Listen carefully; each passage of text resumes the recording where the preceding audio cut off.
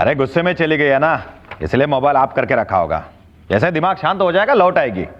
साहब गुस्से में तो थी, बोल के गई थी मौसी के घर जा रही हूँ, लेकिन वहाँ पहुंची नहीं। अरे बलराम जी, बच्चा लोगों का एक तरीका होता है गुस्सा दिखाने का। कहीं जाकर बैठ जाते हैं और माँ बाप टेंशन में आके तिल मिलाते रहते हैं। वैसे यह गुस्सा 24 घंटे ज्यादा नहीं टिकता, आ जाएगी। लेकिन साहब मेरी नीलम कल शाम लगभग 6 बजे घर से निकली है, बोली मौसी के घर जा रही हूँ। उसकी मौसी राधेपुर में रहती है, मुश्किल से 2 घंटे का रास्ता होगा। वहाँ पहुंची नहीं, पता नहीं रात भर कहाँ रही होगी, फोन भी बंद है उसका। कल शाम 6 बजे गई है ना, तो 24 घंटा तो दो। आज शाम 6 के पहले आ जाएगी, गुस्सा थूक देगी।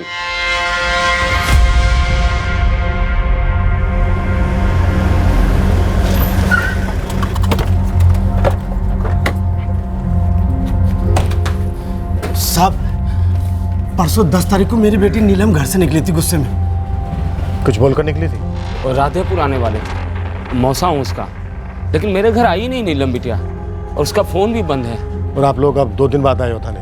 अरे नहीं साहब, कल सुबह से यहीं डेरा डाले हुए हैं, लेकिन कोई हमारी ठीक से शिकायतें दर्ज नहीं कर रहा, इसीलिए तो हम आपसे मिल रहे हैं। मदद कीजिए साहब। हमको ऐसा लगा कि भाई के साथ नोकझोंक ये तो बहाना है, भाग गए अपने बॉयफ्रेंड के साथ। और अगर कोई भगा ले गया हो तो चौबे हम हमारे लोगों तक बात पहुंचा सकते थे। अगर लड़की का फोन बंद है तो उसकी रिकॉर्ड निकलवा सकते थे। वैसे ही हमारा डिपार्टमेंट कम बदनाम नहीं है इस बात के लिए कि हम काम नहीं करते। The number you have called is currently switched off. Please try again later. Thank you. Sir 444876231 इस नंबर के कॉल रिकॉर्ड्स और लोकेशन चाहिए। 21 साल की लड़की है, नीलम बिस्ती नाम है, परसों से गायब है। सर इस नंबर की डिटेल्स थोड़ा जल्दी मिल जाती तो अच्छा होता। पहले भी कभी ऐसे नीलम घर छोड़कर गई है गुस्से में और आपके घर जाकर रुकी है राजेंद्र जी? नहीं, कभी नहीं। क्या करती है नीलम? कॉलेज में पढ़ती है? फर्स्ट ईयर के बाद नीलम दीदी ने कॉलेज छोड़ दिया था और अभी नौकरी कर रही थी। कहाँ? रामलाल बाबू के मिल में।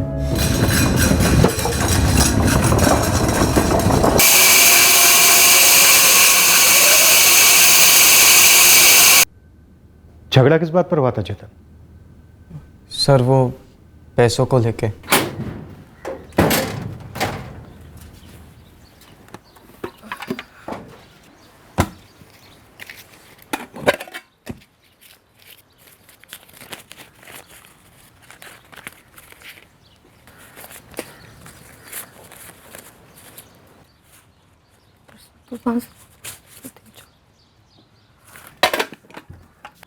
अम्मा, अम्मा, मेरे बक्से से 200 रुपए लिए हैं क्या? नहीं, और तुझे पता है ना, तुझे बिना पूछे तेरे बक्से को हाथ भी नहीं लगाते हम। बाबा भी बिना पूछे नहीं लेंगे, तो फिर कहाँ गए मेरे 200 रुपए? रखे होंगे कहीं, देख ठीक से। नहीं अम्मा, वहीं बक्से में रखे। चेतन, चेतन, मेरे बक्से से 200 रुपए लिए? हम काहे ले गए? कोई काम धंधा नहीं है क्या? तो नजरें क्यों चुरा रहा है? यहाँ देख, इससे पहले भी 20-50 रुपए निकालता रहा है तू। ये मत सोच कि मुझे मालूम नहीं पड़ता था। ओ दीदी, कमाने लगी हो ना तो इतना इतराने की जरूरत नहीं है। चुप, सीधे सीधे जवाब दे। 200 रुपए लिए या नहीं लिए? कौन सा 2000 रुपए ले लिए? मतलब लिए 200 रुपए? हाँ। क्यों? वो भी मुझसे बिना पूछे? हम पूछते तो तू देती क्या? क्यों लिए? बोल। अरे दोस्तों को छोले भटूरे की पार्टी देनी थी हमें। चल रास्ता छोड़ अभी। नीलम अब जाने भी दे बेटा। क्यों जाने दूं अम्मा? इसकी पढ़ाई के लिए मैंने अपनी पढ़ाई छोड़ दी। और तुझे पता भी है वो पैसे हम क्यों जोड़ रहे हैं? 200 रुपए के लिए इतनी नौटंकी करनी जरूरी है? 200 को छोले भटूरे खिलाना जरूरी था? अरे कौन सा आसमान टूट पड़ा? तूने घर पे चोरी किया चेतन। क्या चोरी? चोरी की हमने? नीलम, चेतन, अब बस भी करो दोनों। अम्मा मैं जाने नहीं दे सकती हूँ इसे। 200 रुपए कम नहीं होते हैं। आज घर पे चोरी किया, कल बाहर जाके डाका डालेगा और फिर भी बोलेगा कोई आसमान नहीं टूट पड़ा है। 4 पैसे क्या कमा ली थी, सबके सर पे चढ़ के ना बैठे। चेतन जा यहाँ से। तो नीलम, अम्मा मत रोक मुझे, उसने थप्पड़ मारा है मुझे। हाँ तो तूने भी उसे चोर कहा ना, अब जाने दे। घर पे पैसे चुराए उसने, क्यों ना कहूँ चोर मैं उसे? बस भी कर, तेरे बाबा से कहकर तेरे 200 रुपए लौटा देंगे और इस महीने मेरे हाथ में 200 रुपए कम देना बस। अम्मा तू हमेशा चेतन की तरफदारी करती है और सही नहीं है ये। नीलम अब बहस मत कर, जवान लड़का है, उसे ऐसे चोर नहीं कहते। अब माथा ठंडा कर और चाय पी ले। चल। मुझे नहीं पीनी कोई चाय। नीलम, नीलम, नीलम बेटा, बेटा तू काम से थकी हारी आई है, बेकार में ही तेरा पारा चढ़ गया। मैं घर छोड़ के जा रही हूँ। तू जब देखो चेतन की तरफदारी करती रहती है, मुझे नहीं रहना यहाँ पे। क्या बचपना है ये? और कहाँ जाएगी तू? पता नहीं, पर यहाँ नहीं रहना। ऐसे कैसे पता नहीं? और कहीं नहीं जाएगी तू? जाऊंगी मैं। मैं मौसी के घर जा रही हूँ और यहाँ कभी वापस नहीं आऊंगी। तुम लोग चेतन की तरफदारी करते रहते हो ना, बस देखते जाओ वो आगे आगे क्या करता है और पछताओ। नीलम रुक, नीलम नीलम नीलम रुक जा। नीलम बेटा जा जाके माफी मांग दीदी से। हमें चोर बोली, चोरी नहीं की हमने। अरे अपना घर है, ले लिए पैसे बस। नीलम दीदी सच में घर छोड़कर चली जाएगी, ऐसा मैंने सोचा नहीं था सर। इनकी बेटी है अर्चना, उससे नीलम की अच्छी बनती है तो कभी कभी मिलने चली जाती है इनके घर, रुकी भी है वहाँ। हम तो रात भर इंतजार करते रहे सर, लेकिन वो आई ही नहीं। शेरगंज से राधेपुर कैसे जाती थी? बस से? जी हाँ साहब। हमें अर्चना से बात करनी है। वो तो यही है सर, बलराम के घर। हम कल से यहाँ आए हुए। नहीं मैडम, नीलम ने 10 तारीख को हमें कोई फ़ोन नहीं किया, और वैसे भी जब भी हमारे घर राधेपुर आती है सबसे पहले हमें फ़ोन करती है। काफी करीब हो तुम दोनों? जी मैडम। कुछ पता है जा कहाँ सकती है? कहीं नहीं मैडम, वो बिना बोले गुस्से में तो कहीं जा ही नहीं सकती है, और कुछ भी हो जाए वो अपना फ़ोन कभी बंद नहीं रखती है। हमारी बेटी को अच्छे से जानते हैं हम। हाँ, उसे कुछ बात पर गुस्सा जरूर आता है, पर तुरंत शांत भी हो जाती है वो। और मैडम जी जरा सोचिए, 21 साल की लड़की 2 दिन बिना किसी को बताए कहाँ जाएगी? नीलम दीदी जब भी कॉलेज जाती थी तभी उनकी 2 खास सहेलियां थी, मधु और कंचन। हम उनके घर भी हो आए सर, लेकिन दीदी वहाँ पर भी नहीं थी। कहीं और जा सकती है नीलम? साहब, रुमाल जितना बड़ा है शेरगंज, हर कोई हर किसी को जानता है। दर्जनों लोगों ने नीलम को बैग लेकर निकलते हुए देखा था, लेकिन नीलम के दिमाग में क्या चल रहा था ये कोई कैसे पता करता? सबने सोचा होगा यहीं कहीं जा रही होगी। और बस स्टैंड से क्या रिपोर्ट?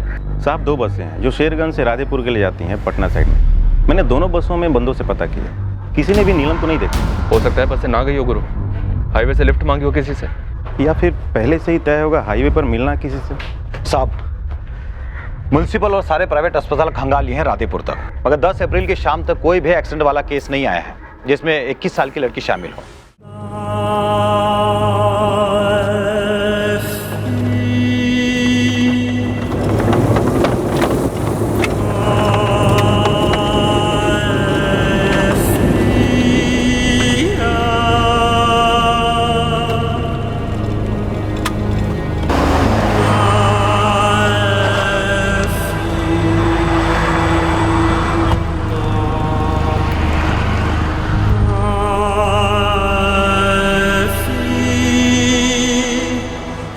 मैं नहीं मानता मैडम, बिल्कुल नहीं मानता कि नीलम जैसी लड़की गुस्से में घर छोड़ेगी और फिर वापस से नहीं लौटेगी। आप ये नीलम और उसके परिवार को कितनी अच्छी तरह से जानते हैं रामलाल जी? नीलम जैसी मेहनती लड़की तो मैंने आज तक देखी ही नहीं, और ये गुण उसे अपने बाप से मिला है, बलराम। वो भी बहुत मेहनती आदमी है, बरसों से फैक्ट्री में लोडर का काम करता आया है। नीलम यहाँ पिछले 2 साल से काम कर रही है? जी मैडम, बच्ची ने पढ़ाई छोड़ी घर में हाथ बटाने के लिए, मेरे पास आई तो मैंने तुरंत उसे काम पर रख लिया। सच बताऊं मैडम, जितने मैं उसे पैसे देता था ना, उससे ज्यादा मेहनत करती थी वो, कभी शिकायत का कोई मौका ही नहीं दिया, कभी 1 मिनट भी जाया नहीं करती थी। पूरे लगन से और ध्यान से सारा काम समय से पहले करती थी। और हाँ, अगर आप लोगों को लगता है कि कोई लड़का वड़का मिलने आता था तो भूल जाइए, ऐसा कुछ भी नहीं था। रामलाल जी, घर का कोई मसला आपसे कभी कुछ कहा नीलम ने? जी नहीं मैडम, अगर घर का कोई इतना बड़ा मसला होता तो पड़ोसियों को जरूर पता चलता, और वैसे भी शेरगंज में कोई भी बात छिपी नहीं रहती, माजरा जरूर कुछ और ही होगा। बक्से में कुल कितने पैसे होंगे जो नीलम अपने साथ लेकर गई? वो तो ठीक से नहीं कह सकते, पर हाँ, महीने के 500-600 बचा लेती थी वो। अब तक 4-5 हजार हुए होंगे। रश्मि जी, आपने बताया गुस्से में नीलम ने चेतन से कहा कि तुझे पता है ना मैं किस लिए पैसे जोड़ रही हूं? और तुझे पता भी है वो पैसे हम क्यों जोड़ रहे हैं? नीलम किस लिए पैसे जोड़ रही थी? घर में एक और कमरा बनाने के लिए। एक और बात बता दूं, उसने पढ़ाई अपनी मर्जी से छोड़ी थी, मैंने उससे कभी कुछ नहीं कहा था। वो समझदार है, वो भाग गई थी। मेरी हैसियत नहीं है उसे और चेतन को कॉलेज में पढ़ाने के लिए, तो चुपचाप उसने काम करना शुरू कर दिया। क्या कोई और भी वजह है जिस वजह से नीलम को गुस्सा आया और वो घर छोड़कर चली गई? नहीं चेतन, हमने नीलम को घर जाते हुए नहीं देखा। राकेश भैया, हमने कोई इतना भी बड़ा जुर्म नहीं कर दिया कि दीदी घर छोड़ के चली जाए। हमें नहीं लगता कि सिर्फ तुम्हारे हाथ उठाने की वजह से वो घर छोड़ के गई है। हमें लगता है उसकी शादी को लेकर कोई बात रही होगी। लेकिन अगर ऐसा कुछ होता तो दीदी बाबा को बोलती ना, या अम्मा को। शादी तय हुई है नीलम की? तय कहाँ साहब, अभी तो सिर्फ बात हो रही है। लड़का मिला नहीं है अभी, हम लड़का देख रहे हैं, रिश्ते आ रहे हैं, पर अभी कोई बात आगे नहीं बढ़ी। पर क्या नीलम राजी है शादी करने के लिए? नहीं है, लेकिन हम तो माँ बाप हैं, हमें तो सोचना ही पड़ेगा उसकी शादी के लिए। बाबा अभी ना ही सोचो तो बेहतर है। ऐसा कैसे ना सोचें? एक तो 21 की हो गई है, ऊपर से कमाने लगी है। कल कोई ये ना कहे कि पैसों के लालच में तेरी शादी नहीं करा रहे हैं। और अर्चना तुझसे 2 साल छोटी है, फिर भी तेरी महादेवी मौसी ने अभी से उसके लिए लड़के देखना शुरू कर दिया है। अम्मा एक बार हमारे घर का दूसरा कमरा बन जाए फिर कर देना हाथ पीले। मैं कौन सा मना कर रही हूँ। क्यों? दूसरा कमरा बनवाने के बाद यहीं पर जमे रहने का प्लान है? हाँ, मैं शादी ही नहीं कर रही तो यही रहूंगी ना। मतलब वो पूरा एक कमरा सिर्फ तेरे अकेले का? वाह भाई। क्या कोई लड़का है जिसे नीलम पसंद करती है, जिसकी वजह से उसने शादी के लिए मना किया? साहब हम गरीब जरूर हैं, लेकिन इतने नहीं कि शर्म बिक गई। हमारी नीलम बहुत सुलझी हुई और समझदार लड़की है। वो ये बॉयफ्रेंड शॉयफ्रेंड के चक्कर में तो कभी आ ही नहीं सकती। गीता, नीलम की कॉलेज फ्रेंड मधु और कंचन, इन दोनों से भी बात करो। हो सकता है कोई बॉयफ्रेंड वाला मामला हो। सर नीलम की मौसी की बेटी अर्चना, वो काफी क्लोज है नीलम के, उसने भी कोई बॉयफ्रेंड का जिक्र नहीं किया। अर्चना करीब जरूर है, पर है तो मुझसे बहन ही। हो सकता है नीलम ने उसके साथ कुछ शेयर ना किया हो। नीलम फर्स्ट ईयर बीकॉम तक पढ़ी है। आज फिर टिफिन भूला ना तो कल से नाश्ता अखबार में बांध के दूंगी राजू। हमने 3-4 लड़के के बारे में बताया था बलराम जी को, वो खुद आए थे सामने से, कहे कि गवर्नमेंट सर्विस में कोई लड़का हो तो बताना। नीलम ने तुमसे कभी कुछ ऐसा कहा क्या कि मेरे लिए लड़के वड़के ना देखो, कोई और है? हमारे और नीलम के बीच में ऐसी बातें नहीं होती थी। दरअसल 1-2 बार हमने उसको घर छोड़ा तो हमने पूछा कि भाई फलाना लड़का तुम्हें पसंद क्यों नहीं आया, तो हमेशा उसका एक ही जवाब रहता था कि राकेश भैया हमें भी शादी नहीं करनी। अच्छा, हालांकि पुलिस को लगता है कि उसकी लाइफ में कोई लड़का था। वाकई में था? पता नहीं, 3-4 दिन से गायब, भागी भागी होगी किसी लड़के के साथ। ना, अगर कोई लड़का होता तो सबसे पहले घर पे बताती, भागती भागती नहीं। अगर कोई होता भी तो रिश्ता इतना छुपा हुआ कैसे रह सकता है?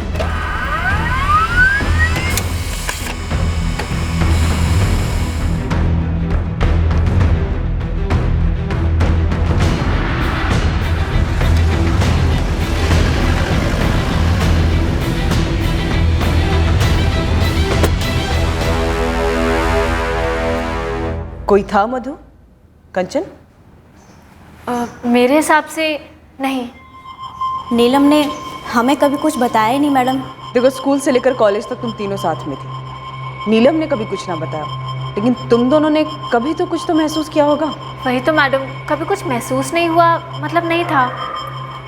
और हमें कुछ डाउट होता तुम सीधा उसी से पूछ लेते, लेकिन ऐसा कुछ था ही नहीं। दरअसल मैडम हम दोनों भी यही सोच रही थी, नीलम इतनी गैर जिम्मेदार हो ही नहीं सकती कि वो खुद कहीं चली जाए या किसी के साथ भाग जाए। उसे अपने घर वालों की बहुत फिक्र है। चलो एकदम सीक्रेट वाला अफेयर हुआ भी होगा, किसी को भी ना बताने वाला टाइप का, फिर भी एक टाइम पर वो अपने माँ बाप को तो ज़रूर बताती। भाग जाना उसका स्टाइल ही नहीं है मैडम।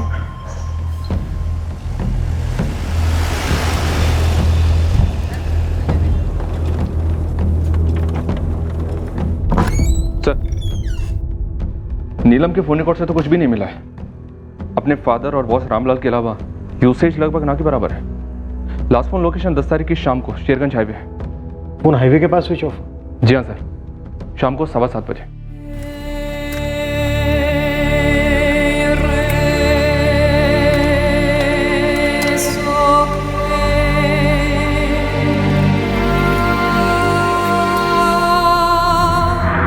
अगर नीलम अपनी मौसी के घर जा रही थी तो अपना फोन स्विच ऑफ क्यों करती?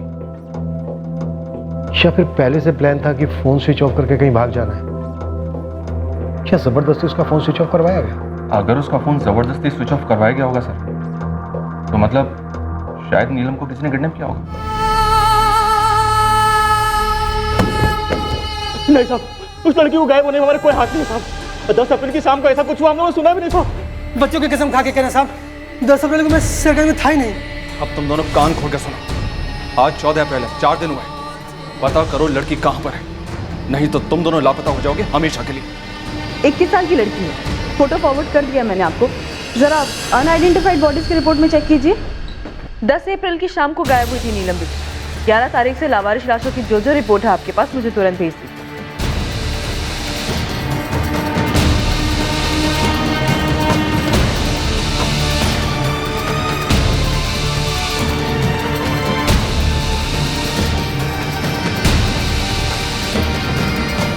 हर एक हिस्ट्री शीटर के एक एक मूवमेंट को चेक करना है। ये उन हिस्ट्री शीटर की लिस्ट है जिन पर रेप और अटेम्प्ट टू रेप के चार्जेस लगे हुए हैं। मुन्ना, ये मर्डर और अटेम्प्ट टू मर्डर वाले हिस्ट्री शीटर की लिस्ट है।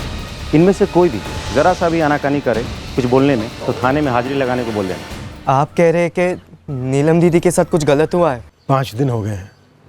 इस बात की पूरी संभावना है कि किसी क्रिमिनल ने नीलम के अकेले होने का फ़ायदा उठाया हो, लेकिन वो कोई जान पहचान वाला ही होना चाहिए अगर ऐसा कुछ हुआ है तो, क्योंकि हाईवे पर किसी ने कोई चीखना चिल्लाना तो सुना नहीं है। लेकिन ऐसा कोई क्यों करेगा? हमारी नीलम ने तो आज तक किसी का कुछ बिगाड़ा ही नहीं। पता नहीं इस नालायक ने उस पर हाथ क्यों उठाया। शेरगंज में कोई ऐसा है जिसने कभी नीलम को छेड़ा था और उस दिन मौके का फ़ायदा उठाकर उसे अगवा कर लिया हो? कुछ समझ नहीं आ रहा साहब, कोई हमारी नीलम के साथ ऐसा क्यों करेगा? चौबे पूरा इलाका दोबारा से छान मारो, एक एक जगह ऑन द डबल। सिर्फ पूरे गया डिस्ट्रिक्ट में कहीं भी लावारिस लाश नहीं मिली जो नीलम से मैच करती। तो फिर ये लड़की गई कहाँ? हिस्ट्री शीटर्स की अरसों बाद इतनी पिटाई की है सर। अगर कुछ होता तो कोई ना कोई बक देता। लड़की ट्रैफिक हुई हो, इस इलाके में ट्रैफिकिंग माफिया के किसी बंदे ने स्पॉट किया होगी लड़की अकेली। सर, नीलम इससे पहले कई बार राधेपुर अपने मौसा मौसी घर अकेले जा चुकी है। अगर किसी ट्रैफिकिंग वाले ने हमला किया भी होता तो कम से कम वो चिल्लाती, फाइट करती। और सर वो जिस रूट से जाती हुई दिखी थी शेरगंज के लोगों को, वो रूट उतना भी सुनसान नहीं है। कई सारे मकान हैं उस रास्ते पर। सर अगर वो चिल्लाती तो कम से कम 30-40 लोग इकट्ठा हो जाते तुरंत। तो चिल्लाना रूल आउट करता है, मतलब जबरदस्ती उठाकर ले जाने वाले मामले को रूल आउट करता है। हाईवे पर फोन स्विच ऑफ, क्या लड़की ने खुद किया होगा? पक्का कोई बॉयफ्रेंड वाला मामला नहीं है। सर, नीलम के क्लोज फ्रेंड्स मधु और कंचन, उनसे अभी तक कुछ नहीं मिला है। हो सकता है सर दिमाग में गहरी चोट लगी हो भाई के हाथ उठाने से, तो सुसाइड का एंगल बन सकता है। सुसाइड किया होता तो लड़की की बॉडी तो मिलती, उसका बैग तो मिलता।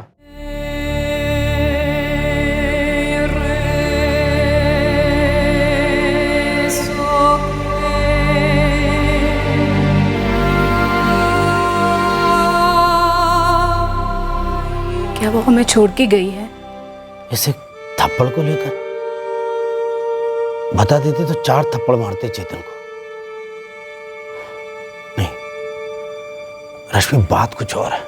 किसी लड़के के साथ भाग तो नहीं गई नीलम? ये गुस्सा उसके भागने के इरादे को और हवा दे गया हो। कोई लड़का था क्या? नीलम ने तुम्हें कुछ बताया कभी? कैसी बात कर रहे हैं आप? आपसे कोई बात छिपाई है कभी? शायद कोई और छुपा रहा है सब कुछ जानकर भी। कौन? पता नहीं रश्मि, मुझे क्यों लग रहा है ये अर्चना जरूर कुछ जानती है जो छुपा रही है।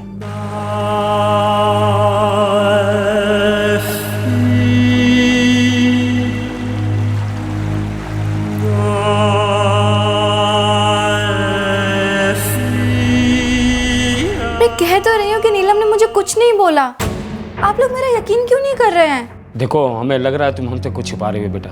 देख बेटा, बाद में पता चला कि तुम्हें कुछ मालूम है तो बहुत बुरा लगेगा हमें। रश्मि दीदी और बलराम जीजाजी को मुंह दिखाने लायक भी नहीं रहेंगे। मैं सच कह रही हूँ, मुझे कुछ नहीं मालूम है। और आप लोग एक बात समझ लो, नीलम दीदी कब आती है हमारे घर? शनिवार या रविवार को, क्योंकि उसे एक ही दिन छुट्टी होती है। और 10 अप्रैल को तो सोमवार था, तो अगले दिन उसे काम पर नहीं जाना था क्या? तो वो ये कहकर कैसे निकली कि वो हमारे घर आ रही है? मुझे तो इसी बात में झूठ नजर आ रहा है। तुम कहना क्या चाह रही हो? यही कि वो ऐसा कहकर निकल ही नहीं सकती कि वो हमारे घर आ रही है, क्योंकि वो कभी ऐसा करती ही नहीं है। रश्मि दीदी ने तो हमसे यही कहा। हे भगवान, कहीं तो ये तो नहीं कहना चाह रही है कि रश्मि दीदी हमसे झूठ कह रही है? सर, मैंने डाइवर्स लगा दिए। अगर सुसाइड होता तो 7 दिन में बॉडी फूलकर ऊपर आ गई होती। कहीं आगे बह तो नहीं गई है? सर, नदी से लगकर जितने भी गांव हैं, मैंने सभी के थानों को अलर्ट कर दिया था। कहीं से भी किसी बॉडी के मिलने की कोई खबर नहीं आई अभी तक। मैं सोच रही थी कि नीलम के बारे में हमें जो भी सुनने में आया है, काफी मजबूत किस्म की लड़की लगती है। पढ़ाई छोड़ी ताकि फादर का हाथ बटा सके, ईमानदारी से काम कर रही थी, पैसे बचा रही थी, और सब भाई से एक झगड़ा, एक थप्पड़, और इस कारण सुसाइड कर लिया। सब कुछ लॉजिकल नहीं लगता ये। पॉइंट तो है गीता, लेकिन नीलम की अभी तक खबर क्यों नहीं मिली है कोई भी? नीलम बिश्ती के पोस्टर्स हमने शेरगंज, राधेपुर और आसपास के सारे इलाकों में लगवाए। नीलम को गायब हुए अब 10 दिन हो चुके थे, पर अजीब बात थी कि हमें रिस्पांस लगभग ना के बराबर मिला। पर एक मसला था, एक किस्सा कही जो अब भी हमारे सामने नहीं आया था।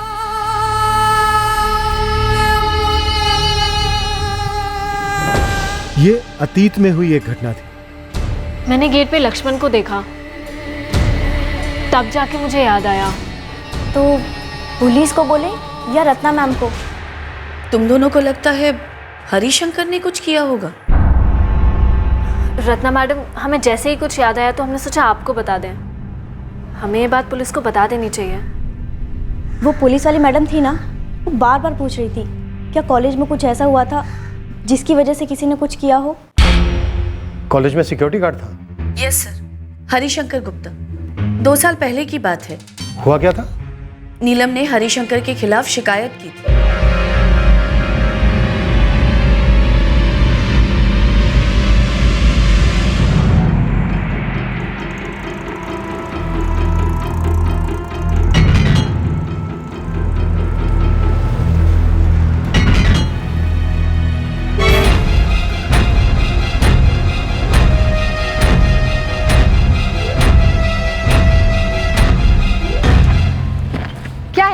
जब देखो तब घूरता रहता है।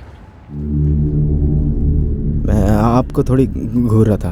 अंधी नहीं हूँ मैं, हर रोज देखती हूँ। आके फाड़ फाड़ के देखता रहता है। हुआ क्या है तुझे?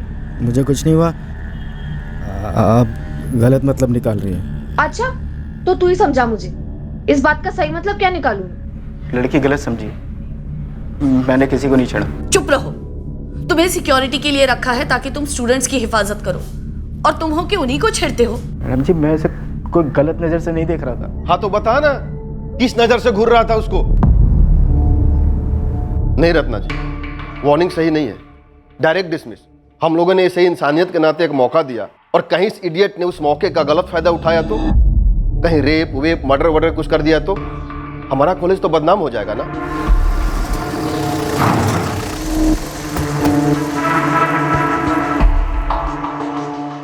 अरे गुरु, खुसुर पुसुर तो हो ही रही है। दुबे जी, आखिर नीलम का पूरा परिवार झूठ क्यों बोलेगा? ये तो बलराम भैया, रश्मि भाभी और चेतन ही बता सकते हैं। लेकिन गांव वालों को क्या लग रहा है? अरे यही कि अगर मौसी के घर जाने के लिए निकली होती तो वहां पहुंचती, एक फोन तो करती। लगता है यहाँ कुछ और ही किया गया है। मतलब पूरा बिश्ती परिवार ने खुद ही कुछ कर दिया लड़की को? अरे गुरु, हम लोगों के मुंह में पान डालते हैं, तुम हमारे मुंह में शब्द डाल रहे हो। अरे जितनी उड़ती उड़ती खबर थी सब बता तो दी। मधु, कंचन, नौकरी से निकाले जाने के बाद क्या कभी हरिशंकर ने नीलम को कोई धमकी वमकी दी थी? धमकी वमकी दी थी कि नहीं ये नहीं मालूम मैडम, पर नीलम ने कहा था कि उसने बात की थी। क्या बात की थी कंचन? क्या पीछा करने लगा था? कुछ नया नहीं है। रत्ना मैम को कंप्लेंट करने से पहले भी घूरता था, पीछा करता था। इस बार तो उसे आड़े हाथों लिए। उसने कोई धमकी वमकी दी क्या? नहीं नहीं। तो फिर?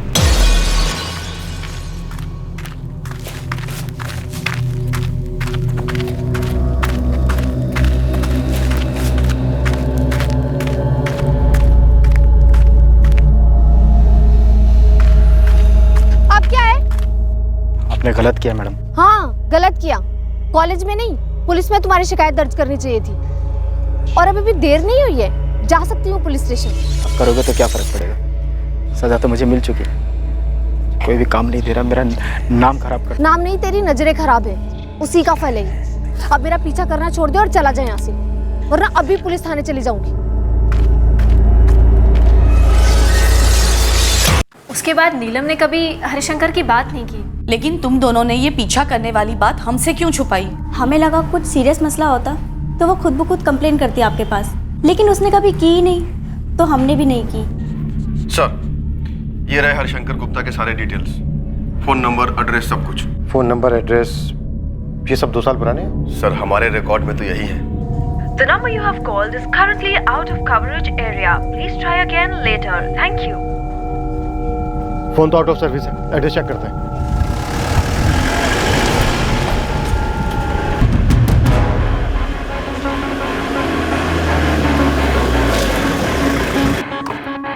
सुन, नाम क्या तेरा? लक्ष्मण केवट साहब। हरिशंकर गुप्ता को जानता है? 2 साल पहले यहाँ सिक्योरिटी में था। नहीं साहब, नहीं जानता। किसी नीलम बेस्ती को जानता है? सुना है मैडम, वो स्टूडेंट बात करते रहते हैं, लड़की गायब है करके।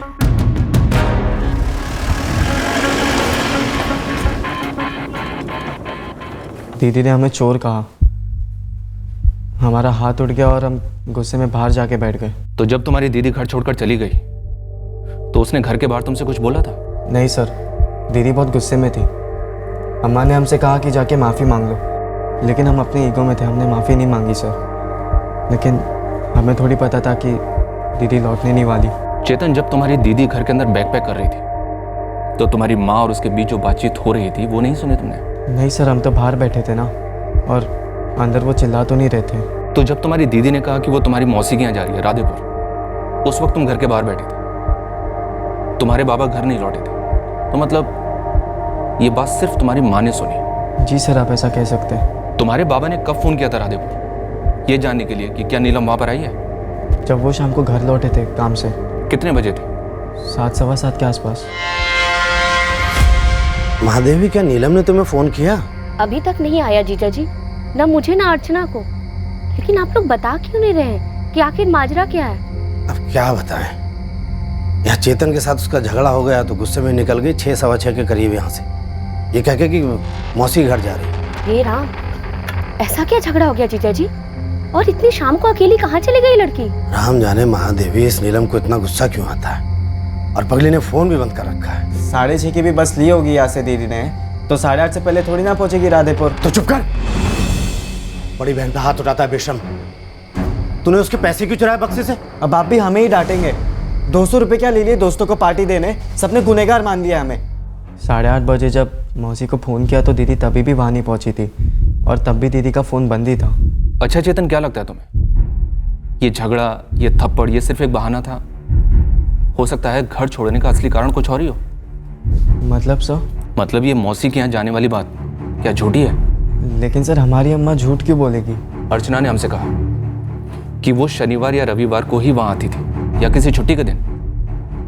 वो अपने काम पर एक दिन के लिए भी एब्सेंट नहीं रहती थी और ना ही लेट होती थी, फिर उसे गुस्सा चाहे जितना भी आया हो।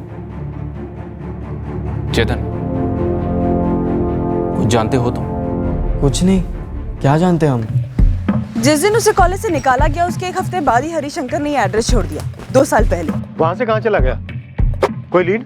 उस वाक्य के बाद किसी ने भी हरिशंकर गुप्ता को नहीं देखा, पूरे शेरगंज में कहीं नहीं देखा। अगर आप चाहें तो मैं उन लोगों से कांटेक्ट कर सकता हूं जो हरिशंकर के टच में हो सकते हैं। तुम उसके टच में नहीं हो? उस कॉलेज वाले मामले के बाद मैंने उससे कभी भी काम पर नहीं भेजा और ना ही कोई बात हुई। हमें उसका लेटेस्ट फोन नंबर चाहिए दिनेश। हमें शक है कि नीलम रिश्ते के साथ उसी ने कुछ किया है। मैं बंधु से बात करता हूँ और जो भी जानकारी मिलती है मैं तुरंत आपको दूंगा। सर, टाइमिंग खटक रही है। बदले की कोई टाइमिंग नहीं होती है गीता। हमने कई केसेस में देखा है, लोग बाग 20-20 साल के बाद भी बदला लेते हैं। सर, मैं 10 अप्रैल की शाम की टाइमिंग की बात कर रही हूँ। नीलम झगड़ा करने के बाद घर से गुस्से से निकलती है और फिर उसी दिन उसी शाम को चुन चुन के उसे कौन मिलता है? हरिशंकर गुप्ता। टू मच इत्तेफाक सर। जरूर है, पर एक से ज्यादा इत्तेफाक होते तो हम दोबारा सोच सकते हैं। एक का गुस्सा, एक का बदला, आपस में टकरा जाना, ये भी तो इत्तेफाक हो सकता है। बट सर, चलो मान लेते हैं एक बार को कि ऐसा नहीं हुआ, पर इससे हमारा सवाल तो चेंज नहीं हो जाता कि नीलम बिश्ती कहाँ है, क्या हुआ है उसके साथ।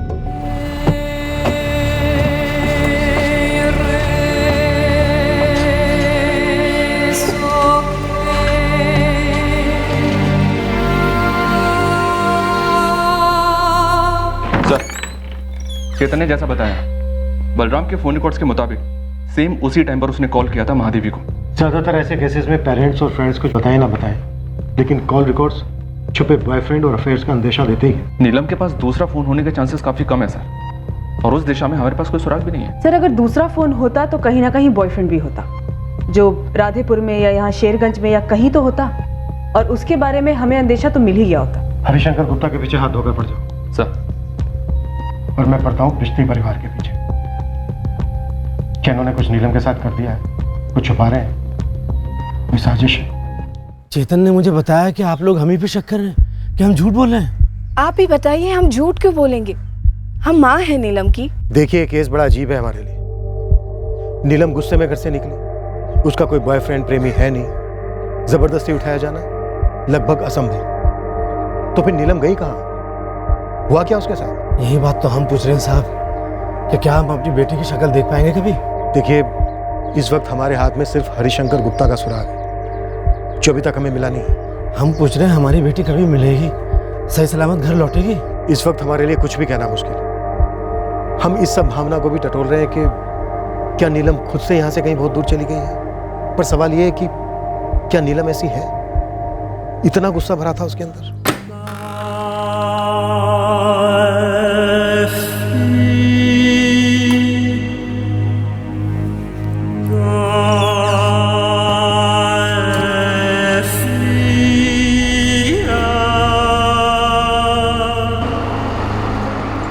एक भाई को अपनी बहन पर हाथ उठाने का पछतावा था।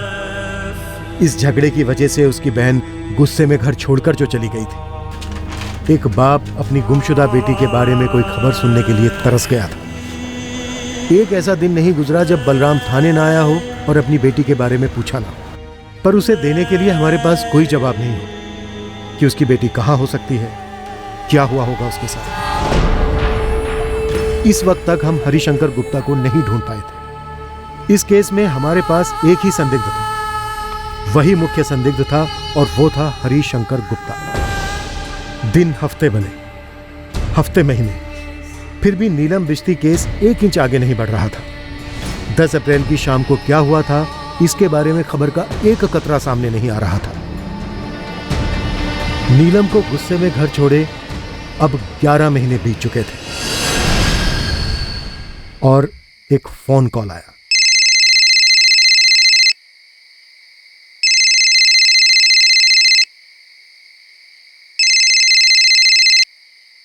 हेलो हेलो हेलो, अरे कौन है भाई, कुछ तो बोलो। वो आवाज मेरी नीलम की थी साहब। क्या बोली? ज्यादा तो कुछ नहीं बोली, बस एक नाम लिया राकेश झा का। बोली सबके पीछे राकेश। किस सब के पीछे बलराम जी? ये तो नहीं पता। मेरी बच्ची रो रही थी और कह रही थी कि अरे कुछ तो बोलो, कौन है इतनी रात गए? हेलो पापा। पापा। नीलम नीलम नीलम बेटा, कहाँ है तू? पापा मुझे बचा लीजिए, मुझे बचा लीजिए। अरे मेरी बच्ची, ये तो बता तू है कहाँ?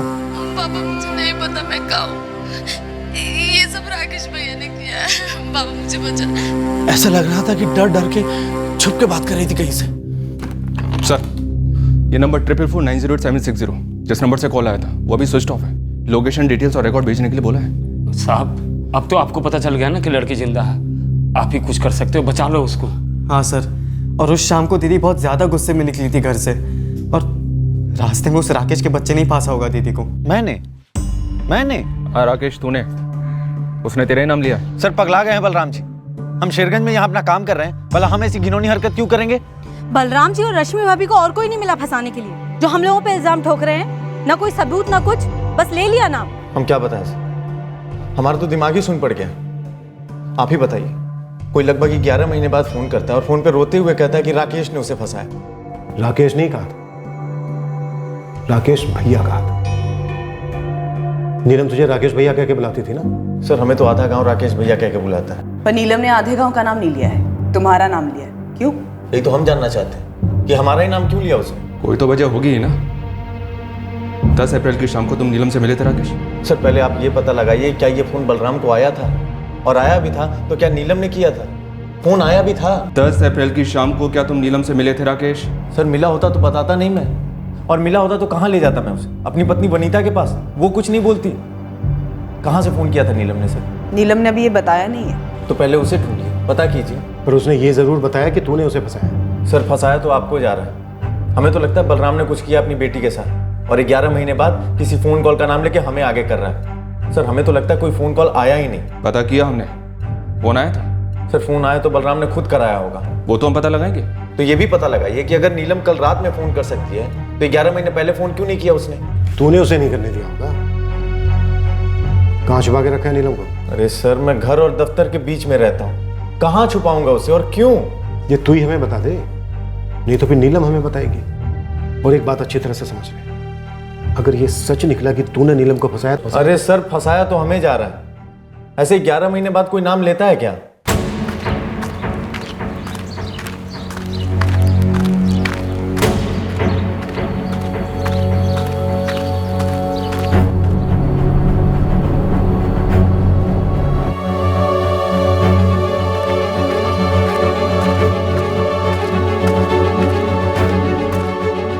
राजेंद्र कल चलना है मेरे साथ, मैं अकेले नहीं जा सकता। लेकिन जाना कहाँ है बलराम? इलाहाबाद। क्यों? वो सब रास्ते में बता दूंगा तुम्हें, चलोगे ना तुम मेरे साथ? एक मिनट बलराम, ये 5 दिन पहले जो फोन आया था, क्या वो सच में नीलम का था? उसने सच में राकेश झा का नाम लिया था?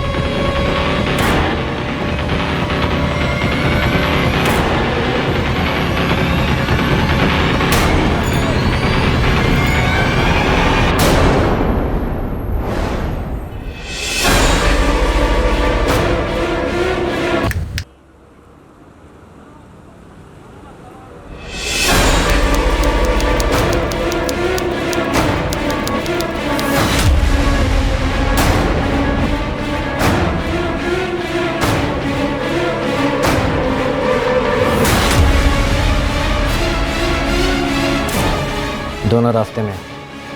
कागजात 10 मिनट में आ जाएंगे।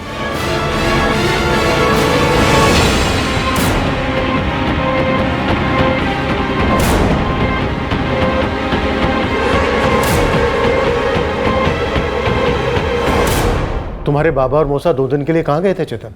बता ही नहीं रहे सर, लेकिन कुछ तो है और हमें ऐसा लगता है कि बाबा जानते हैं कि नीलम दीदी के साथ क्या हुआ है। तुम्हारे बाबा किसी तरह शामिल हो सकते हैं नीलम के गायब होने में? नहीं सर, हमें नहीं लगता, लेकिन बाबा जब से लौटे ना तब से बहुत खामोश है। सर कुछ तो है जो वो जानते हैं।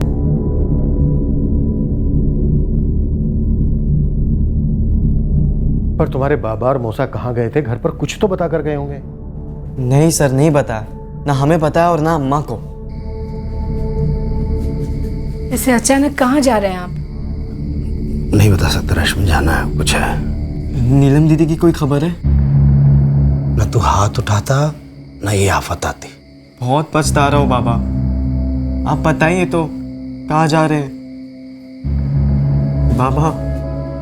अर्चना के बाबा ने कुछ नहीं बताया हमें, बस इतना बोले बलराम जीजा जी के साथ जा रहा हूँ। अर्चना, मौसा जी तुमको कुछ बोले थे क्या? नहीं चेतन, जब अम्मा को कुछ नहीं बताया तो हमें क्यों बताएंगे? बहुत डर लग रहा है हमें। अचानक से रात को फोन आया, बस इतना बताया कि नीलम का है। लेकिन बलराम मौसा जी ने पुलिस को बोला कि नीलम ने राकेश भैया का नाम दिया। लेकिन राकेश भैया को तो उन्होंने छोड़ दिए। हम मिले थे अभी उनसे, हमसे तो कुछ उल्टा ही कहने लगे। तेरे बाबा झूठ बोल रहे हैं, समझा? ये नीलम को क्यों अगवा करेंगे? फिरौती के लिए, वो भी तुम लोगों से। कॉलेज पढ़ रहे हो ना, जरा दिमाग लगा। हमको तो कुछ समझ ही नहीं आ रहा है। बाबा और मौसा जी कहीं चले गए, वो भी हमको बिना बताए। अरे वो सच बोलेंगे नहीं, और तेरी बहन भी तुझ पे गुस्सा होकर घर छोड़ के नहीं गई है। माजरा कुछ और है चेतन, तेरे बाबा खेल रहे हैं गेम। आज हमारा नाम लिया है, कल किसी और का नाम लेंगे। हमें नहीं लगता कि हमारे बाबा कुछ गलत कर सकते, लेकिन जब से वो लौटे एकदम गुमसुम से रहने लगे। कुछ तो जरूर हुआ है सर।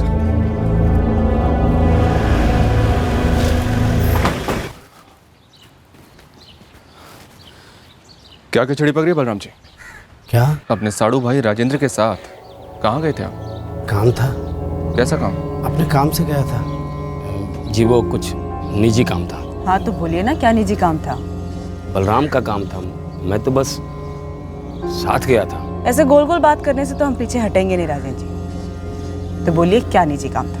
निजी का मतलब क्या होता है? जिसके बारे में दूसरों को जानने की जरूरत ना हो।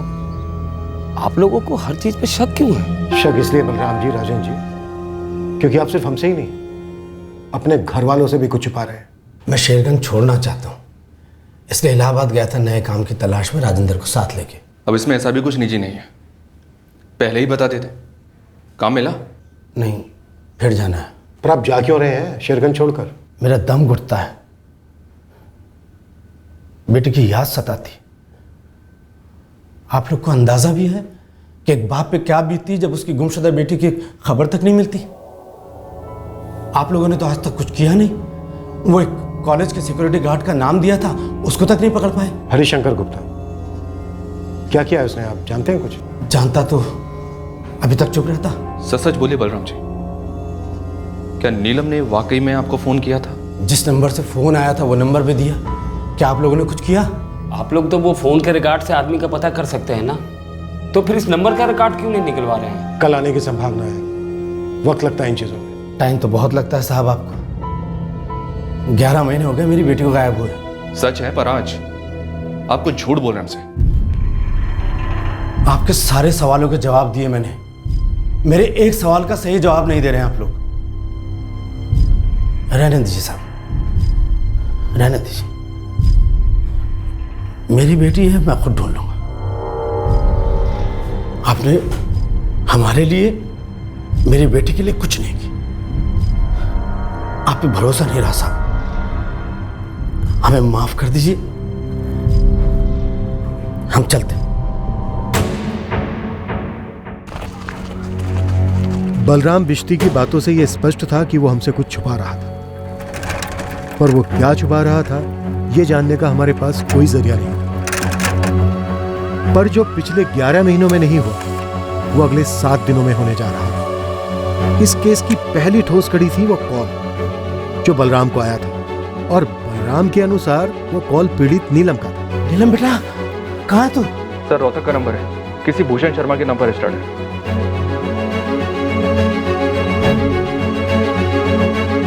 मतलब 18 मार्च की रात को वाकई में कॉल आया था बलराम का? सर, अगर नीलम ने बात की थी तो वो इस भूषण शर्मा से कनेक्टेड है।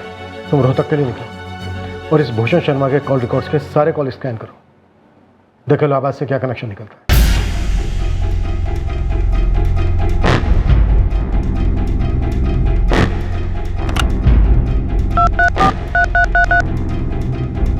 The number you have called is currently switched off. Sir 23 मार्च को बलराम को जिस अननोन नंबर से कॉल आया था, ये वाला, फिलहाल ये नंबर स्विच ऑफ आ रहा है। मैंने अर्जेंट बेसिस पे इस नंबर की सारी डिटेल मंगवाई है। फिलहाल फ़ोन कंपनी से इतना पता चल पाया है कि ये नंबर इलाहाबाद का है, बाकी की डिटेल्स भी जल्दी आ जाएंगी। और 24 मार्च को बलराम राजेंद्र को लेकर इलाहाबाद के लिए निकलता है इसी कॉल की वजह से।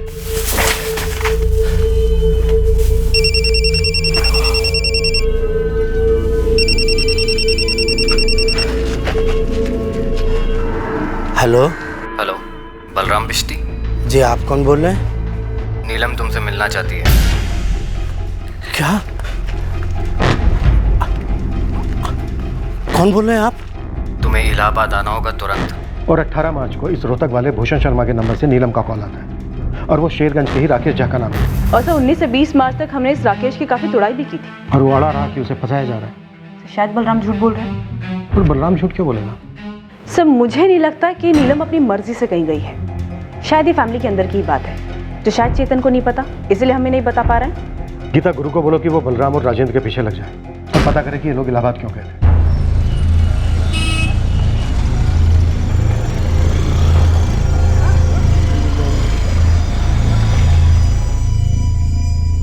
मैं इस भूषण शर्मा को नहीं जानता, मेरे पहले कभी किराए पे रहा होगा।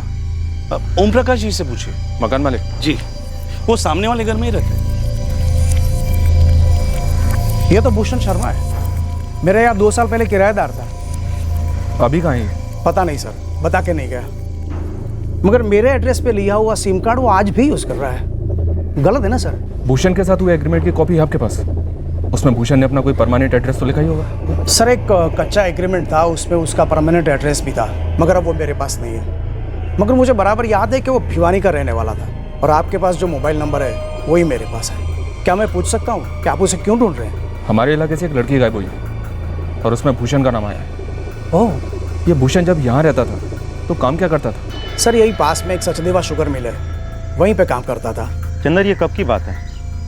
तारीख तो ठीक से याद नहीं है गुरु। हाँ, लेकिन जब मैं लोडिंग कर रहा था तब अचानक बलराम जी का फोन बजा।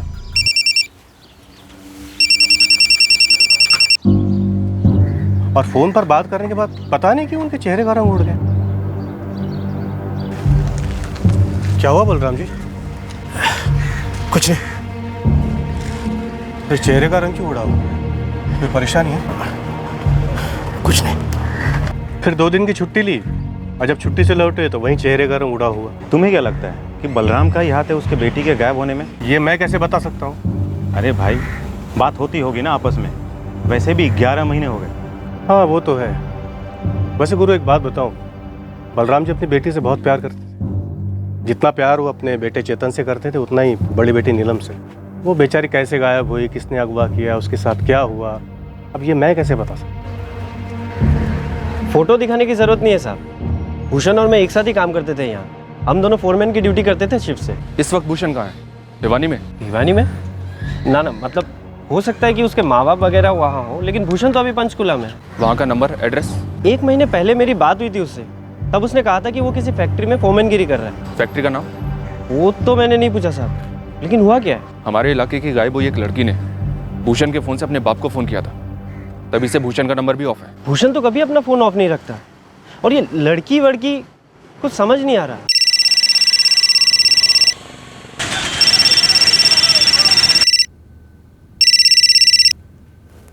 हेलो जी, कौन बोल रहे हैं?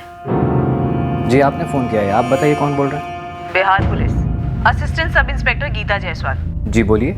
आपके नंबर पर किसी भूषण शर्मा नाम के आदमी का कॉल आया था 19 मार्च को। हो सकता है किया हो, लेकिन बात क्या है? आप क्या करते हैं और ये भूषण शर्मा कौन है? जी देखिए, मेरा नाम प्रवीण त्रिपाठी है, मैं यहाँ इलाहाबाद डिस्ट्रिक्ट कोर्ट में क्लर्क हूँ। दिन भर में मुझे कई लोग फ़ोन करते हैं, लेकिन मैं सभी को नहीं पहचानता हूँ। हो सकता है इस भूषण शर्मा ने भी किया हो फ़ोन, लेकिन मुझे ऐसा कुछ याद नहीं आ रहा है। नीलम बलराम बिस्ती, ये नाम सुना है? नीलम बलराम बिश्ती? 21 साल की लड़की है, यहीं शेरगंज की है, 11 महीने से गायब है। नहीं, मैंने ऐसा कोई नाम नहीं सुना, याद तो नहीं आ रहा है मुझे।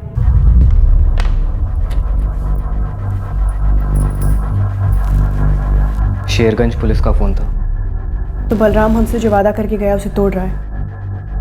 सर 23 मार्च को जो बलराम को फ़ोन आया था इलाहाबाद वाला, वो किसी फर्जी नाम और एड्रेस पे लिया हुआ है। लेकिन सर देखने वाली बात यह है कि भूषण शर्मा के फ़ोन से नीलम फ़ोन करती है अपने पिता बलराम को। वही भूषण शर्मा इस कोर्ट क्लर्क प्रवीण त्रिपाठी को फ़ोन करता है इलाहाबाद में, और सर उसी के बाद बलराम इलाहाबाद जाता है।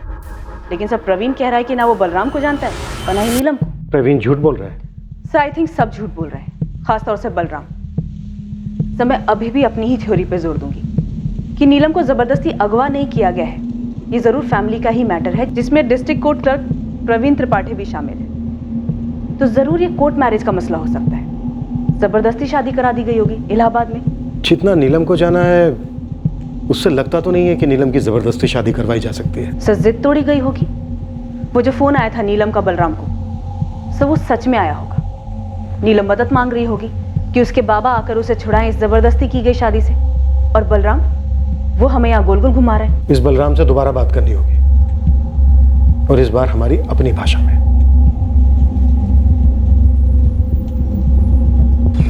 सर और कोई सिर्फ एक डिटेल बता सकते हैं भूषण शर्मा के बारे में? सिर्फ एक फ़ोन नंबर है जो फिलहाल बंद है, उसी के एड्रेस से घूमते घामते यहाँ तक पहुँचे हम।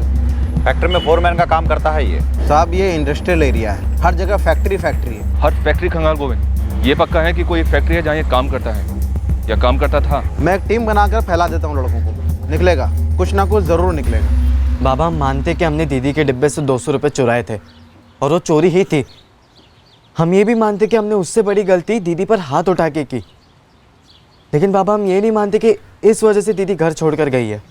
दीदी कहाँ पे? आपने दीदी को कहाँ पर छुपा के रखा है?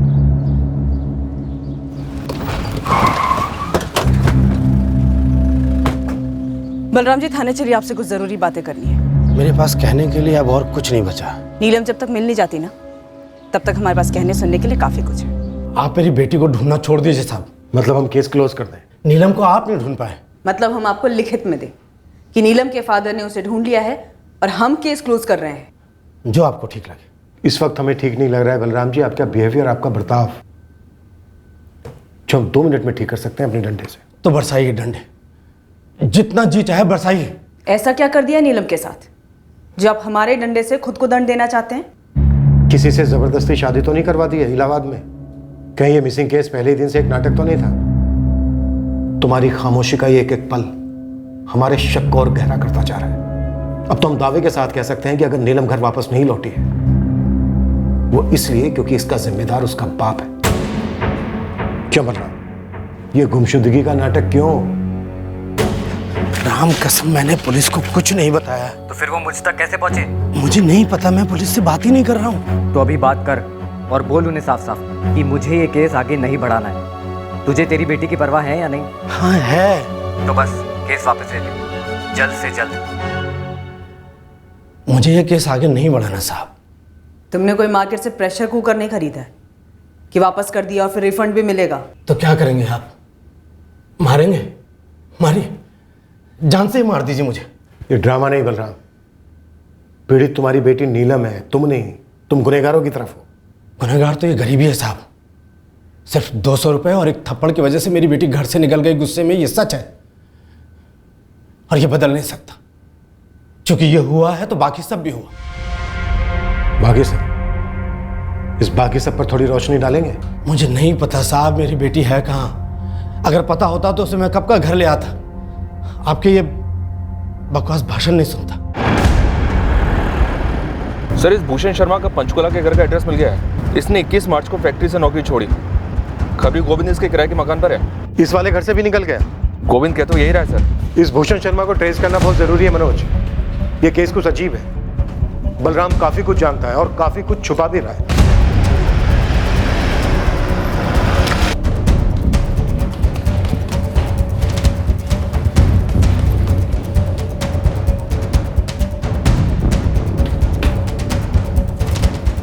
सर, ये इस फ्लैट में भूषण शर्मा किराए पर रह रहा था। अभी कहाँ है ये? सर, पड़ोसियों का कहना है कि 22 मार्च को यहाँ से निकल गया था। लेकिन हमें पता चला 25 को, जब मकान मालिक नए किराएदार को साथ लाए। साहब, इन दोनों का कहना है कि भूषण के साथ शायद कोई एक लड़की रह रही थी यहाँ। ये ठीक है। मैंने कभी शक्ल नहीं देखी सर, लेकिन घर के अंदर से बर्तन की, कपड़े धोने की आवाजें सुनाई देती और अक्सर बाहर ताला लगा होता। जी सर, ये सच है। आवाजें मैंने भी सुनी।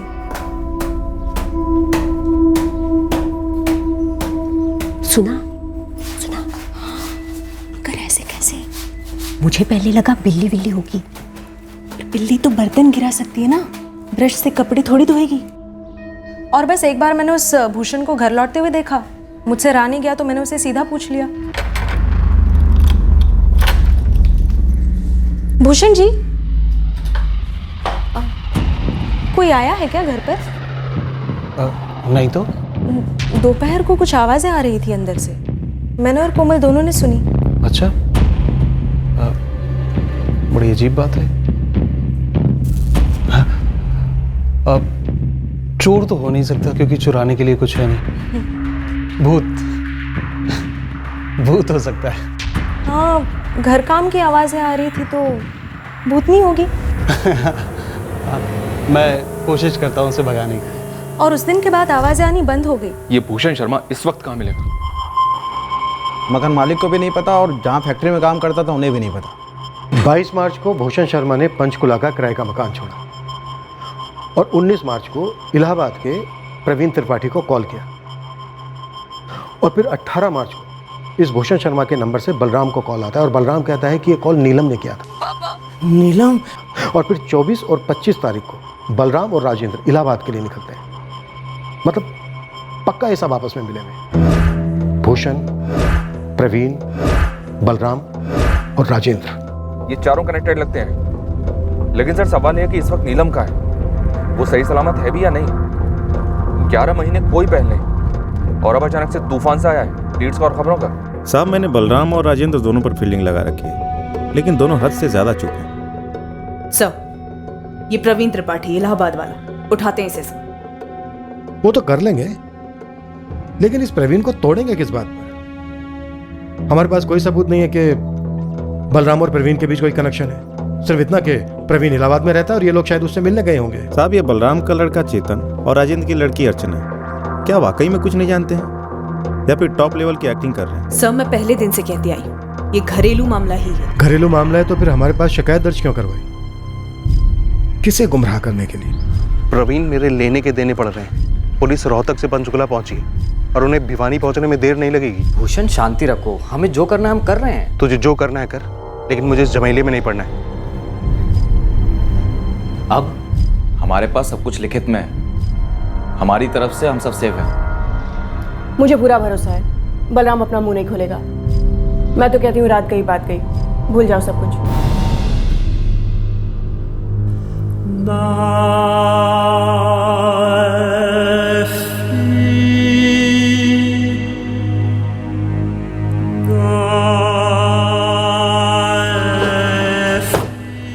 हम भूषण शर्मा तक पहुंचने में कोई कसर नहीं छोड़ रहे थे। ये आदमी हमारी एकमात्र लीड था जिसके जरिए हम जान पाते कि नीलम बिश्ती कहां थी और वो जहां भी थी वहां क्यों थी।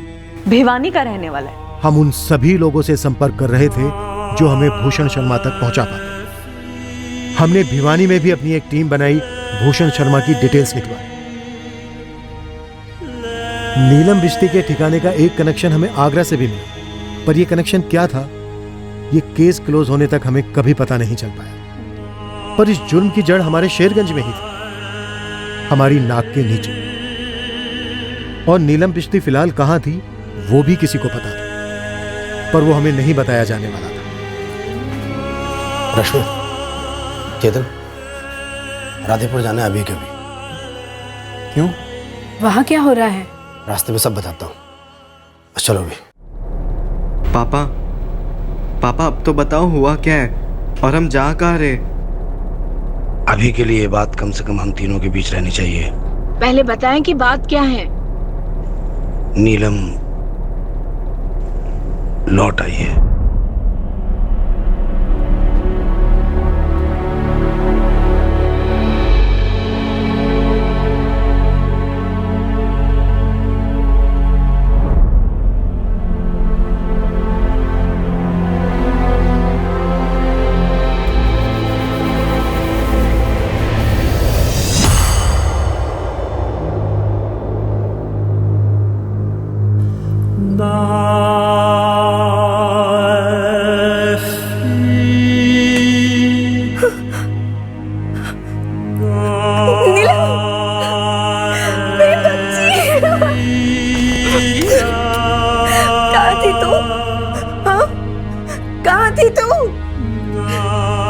इतना गुस्सा दीदी, इतना?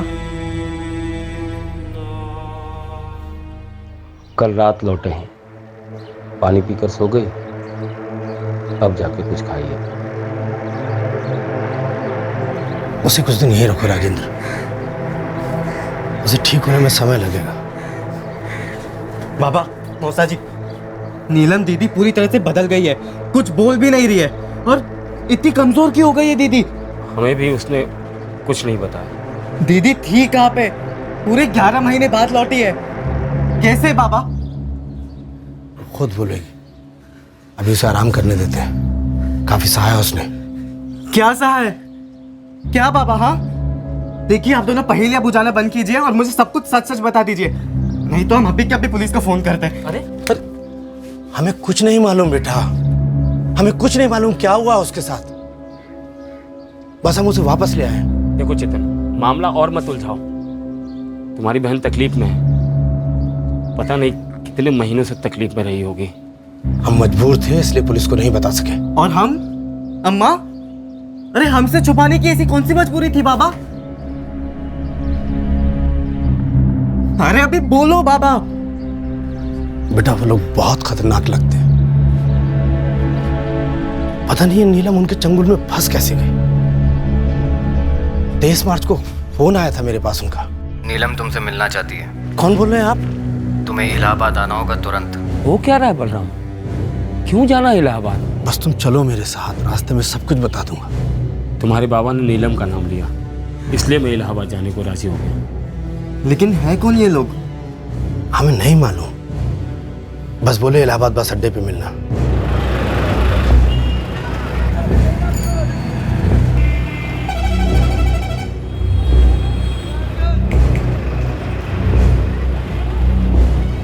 पता नहीं उस आदमी ने हमें कैसे पहचान लिया, उसे हमारे नाम मालूम थे, वो हमें साथ ले गया।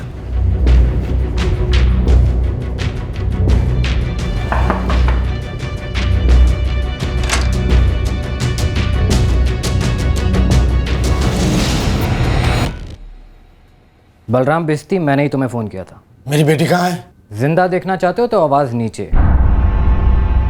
हम लोगों से क्या दुश्मनी है आपकी, हम लोग तो गरीब लोग हैं। नीलम को देखना है या नहीं? हाँ देखना है। तो कंप्लेन वापस लेनी होगी। समझो वापस ले ली। मुकर गए तो? अगर हमारी लड़की मिल जाए तो हम क्यों मुकरेंगे जी? कुछ शर्तें हैं हमारी। कैसी शर्तें? हमारी गलती क्या है? हम, मेरी लड़की की गलती क्या है? फिर शुरू हो गया रोना धोना? नहीं नहीं, आप अपनी शर्त बताइए।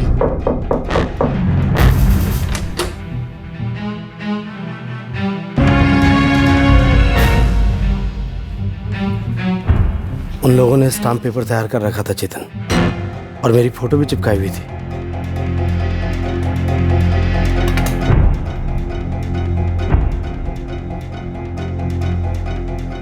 ये क्या है?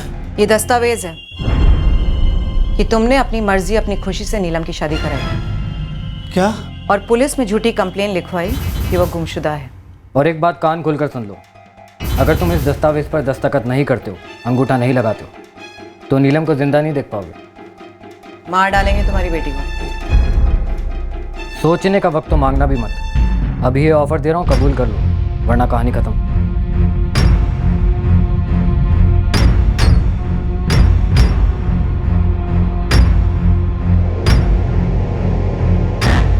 ये लोग, अब मेरी बेटी मुझे दे दो।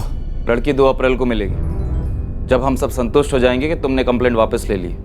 अब जुबान देते हैं, पुलिस के पास नहीं जाएंगे।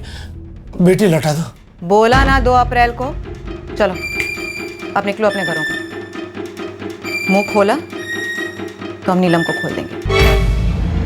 और एक और बात, नीलम के मिलने के बाद भी अगर पुलिस के पास जाने का सोचा भी ना, तो ये दस्तावेज हम कोर्ट में पेश कर देंगे, और तुम्हारी ऐसी बैंड बजेगी ना कि 7 जन्मों तक याद रखो। पुलिस को गुमराह करना एक संगीन जुर्म है। हम पुलिस के पास कभी नहीं जाएंगे, बस बेटी हमारी सही सलामत लौटाए। अब उसकी सलामती तुम्हारे हाथों में है बलराम बिश्ती। चलो अब दफा हो जाओ यहाँ से, इससे पहले कि हमारा इरादा बदल जाए। कल रात हम गया स्टेशन गए थे, वहाँ उनमें से एक आदमी नीलम को छोड़ने आया। हम नीलम को लेकर घर आ गए।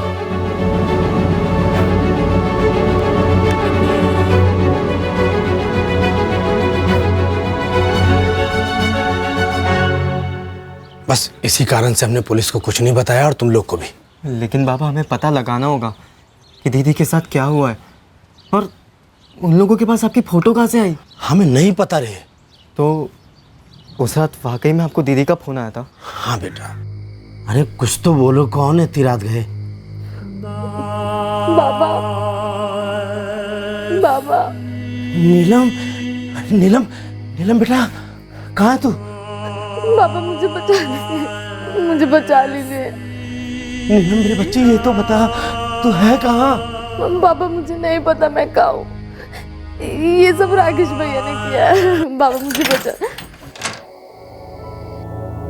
बस अब तेरी बहन ही बता सकती है 11 महीने कहाँ थी, क्या हुआ क्या नहीं। देखो बेटा, वो गहरे सदमे में है, एक बार ठीक हो जाए जरूर बताएगी हम सबको। नहीं बाबा, हमें अभी के अभी पुलिस के पास चलना चाहिए।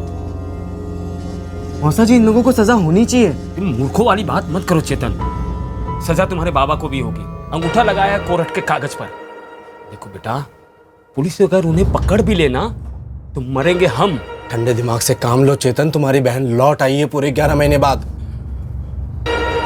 हम तो मान ही बैठे थे कि दोबारा कभी चेहरा ही नहीं देख पाएंगे। देखो बेटा, बस उसकी देखभाल करनी है, ठीक करना है उसे।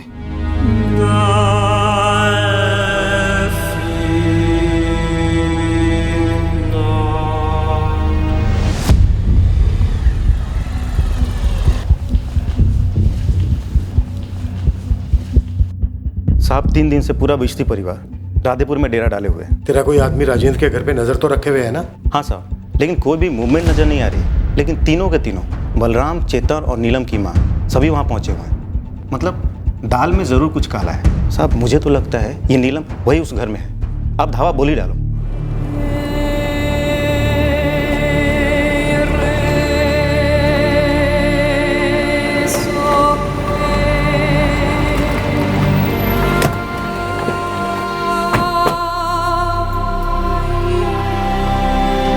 राजेंद्र जी, बलराम जी हैं घर पर? वो तो काम पर गए हैं। बिस्ती परिवार यहाँ क्यों रुका हुआ? जी बात क्या है? नीलम के बारे में नहीं पूछेंगे आप? आप लोग चाहते क्या है?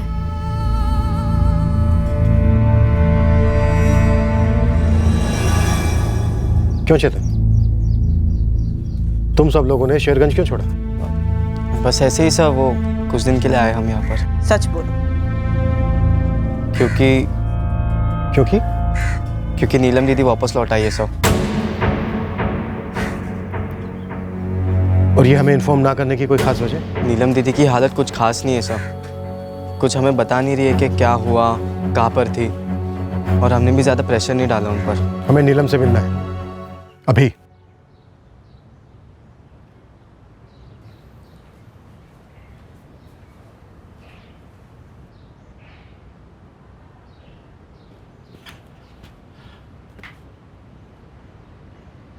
हमारी बच्ची वापस आ गई है, देख सकते हैं आप लोग। अब हम अपनी शिकायत वापस ले रहे हैं, कृपया करके आप लोग जाइए।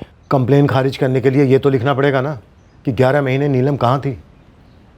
नीलम, क्या तुम्हारे परिवार ने तुम्हें कहीं भेजा था? 11 महीने कहाँ थी तुम? ऐसा कुछ भी नहीं है। बाबा थोड़े डरे हुए थे, इसलिए बाबा ने कुछ बताया नहीं, और अभी भी डरे हुए। क्या बोल रहा है आपका बेटा? चेतन, तुम अब कुछ नहीं बोलोगे? साहब, हमें भी अब कुछ नहीं बोलना। देखिए, आप डरिए मत, हम आपकी मदद के लिए हैं। नहीं चाहिए हमें आपकी मदद। सर हम बताते। चेतन, सर उन्होंने बाबा से स्टैम्प पेपर पर अंगूठा लगवाया और बाबा को ये बोलकर डरा दिया है कि अगर कुछ भी होगा आगे जाके तो उसके लिए बाबा फंसेंगे, और वो लोग नहीं, मेरी बहन। इसके साथ तो बहुत कुछ गलत हुआ है सर, कुछ बोल भी नहीं पा रही है वो। बाबा और मौसा जी जाकर दीदी को इलाहाबाद से छुड़ा लाए थे, इस शर्त पर कि वो अपना कंप्लेंट वापस ले लेंगे। नीलम, देखो बेटा, आपको डरने की बिल्कुल जरूरत नहीं, और ना ही आपके बाबा को डरने की जरूरत है। पर बेटा, बताना जरूरी है कि हुआ क्या था। साहब, मैं आपके हाथ जोड़ता हूँ, पैर पड़ता हूँ, कृपया करके आप लोग। बलराम जी, आप हम पर थोड़ी कृपा कीजिए और थोड़ा भरोसा कीजिए। क्या हुआ था? कौन लोग थे?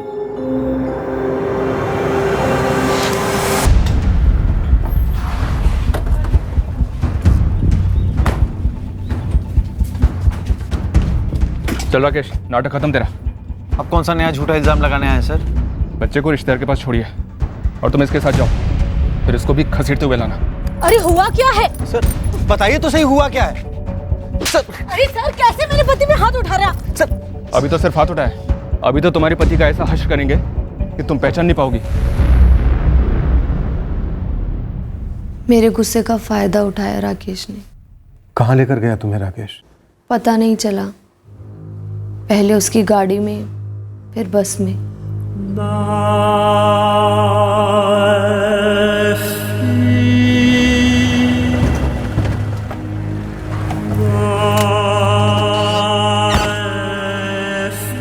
अरे नीलम, यहाँ क्या कर रही हो? बैग वैग लेकर के कहीं जा रही हो क्या? क्या हुआ? मैंने राकेश को सब कुछ बताया। मैं भैया बुलाती थी उसे, भरोसा था उसके ऊपर। मैं अपना सारा गुस्सा उगल गई। चेतन के साथ हुए झगड़े से मेरा माथा फिर गया था और मैंने उसे सब कुछ बता दिया। बिल्कुल सही किया तुमने नीलम, बिगड़ गया है चेतन। अम्मा कहती है भुला दे, माफ कर दे। लेकिन उसने माफी नहीं मांगी होगी। एक तो चोरी, ऊपर से सीना चोरी।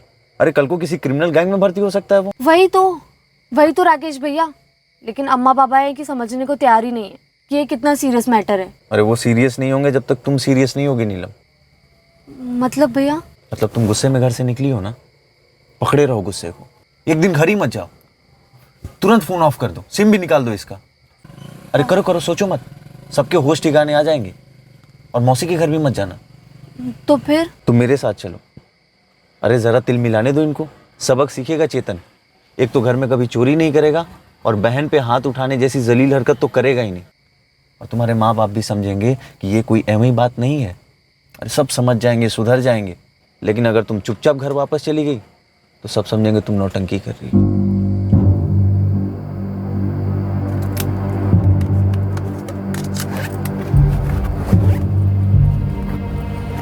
मुझे पता ही नहीं चला कि मुझे फंसाया जा रहा है। कभी सोचा ही नहीं था कि राकेश भैया भेड़िया निकलेगा।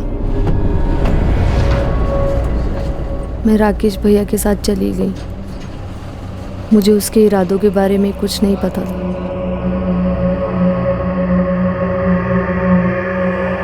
अरे इधर इधर इधर आ। नीलम, ये हमारा दोस्त है प्रवीण। आज रात हम यहीं रुकेंगे, कल सुबह होते निकल जाएंगे। जी नमस्ते।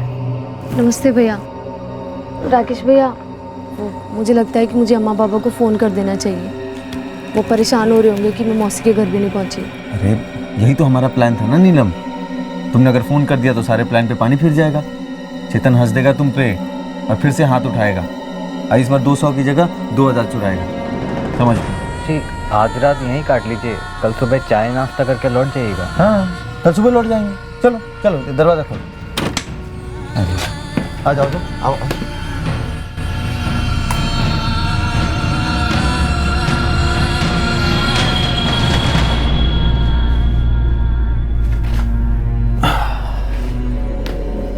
राकेश भैया, मुझे कुछ ठीक नहीं लग रहा। मुझे वापस जाना है। हम कुछ ज़्यादा ही दूर आ गए ना। वैसे कौन सी जगह है ये? बनारस है। तुम ठीक कह रही हो, थोड़ा दूर तो आ गए हैं, लेकिन अब इतनी रात में बस तो मिलेगा नहीं। तो काम करते हैं, कल सवेरे होते ही लौट जाते हैं। कल सुबह होते ही मैं चेतन को फ़ोन करूँगी। हाँ, समझाऊंगी उसे कि उसे सुधरना होगा, बदलना होगा उसे।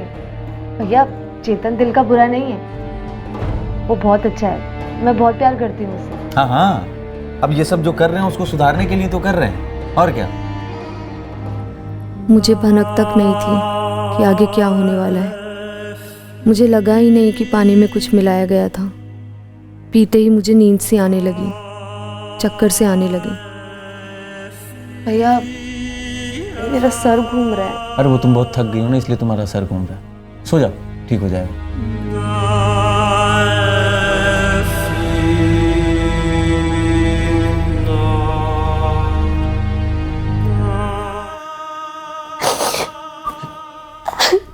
ये क्या किया तूने राकेश? दोस्ती में मैंने तेरी मदद की, साले तूने तो कहा था ये तेरी बहन जैसी है। मैंने कितने बार मना किया, तो बोला भी नहीं, लेकिन इन्होंने मेरी सुनी तक नहीं। छी राकेश, घिन आ रही है मुझे तुझसे। नीलम, अभी के अभी अपना बैग उठाओ, मैं तुम्हें तुम्हारे घर तक छोड़ कर आऊंगा। नीलम, मेरी बात सुन। भैया, इसको बोल दो मेरे पास ना आए, मुझसे दूर रहो। इतनी शॉक में थी सर, इतनी टूटी हुई थी कि मुझसे हिम्मत ही नहीं हुई बाबा या चेतन को फ़ोन करने की। कैसे बताती उन्हें कि मेरे साथ क्या हुआ। मैं फ़ोन करना चाहती तो भी नहीं कर पाती सर। मुझे अचानक से भनक लगी कि राकेश ने मेरा फ़ोन रख लिया था। ये प्रवीण, ये तुम्हें इलाहाबाद ले गया? मुझे मालूम नहीं था सर वो मुझे कहाँ लेके जा रहे थे। प्रवीण भैया पर भरोसा किया था, लेकिन वो भी राकेश जैसा निकला। दोनों की मिलीभगत थी सर। प्रवीण ने मुझे कोल्ड ड्रिंक पिलाया और मैं फिर से बेहोश हो गई, और जब उठी तो मैं प्रवीण के घर पर थी।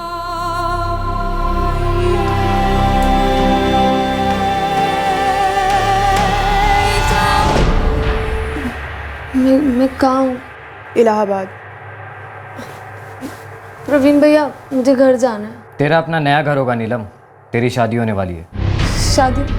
नहीं, मुझे शेरगंज जाना है, अम्मा पापा के पास, अपने भाई के पास। भूल जाओ उन्हें, तेरी शादी तय हो गई है।